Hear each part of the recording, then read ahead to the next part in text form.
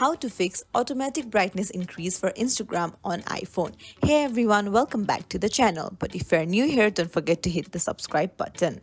So if you're struggling with the automatic brightness increase issue, it might be super frustrating.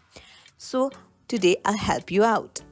Tap on your settings and then go to accessibility. Go to display and text size. Scroll down and toggle off your auto brightness. After that, what you want to do is go back, go to display and brightness, and then make sure your true tone is toggled off. This will help you manage your brightness more effectively. Now, make sure your night shift is also off.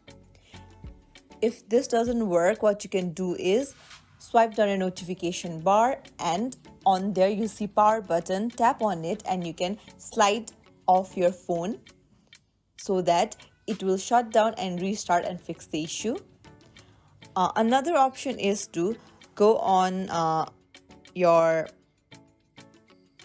general and then go to your software update and make sure your phone is has the most updated software, and it will help you fix the issue.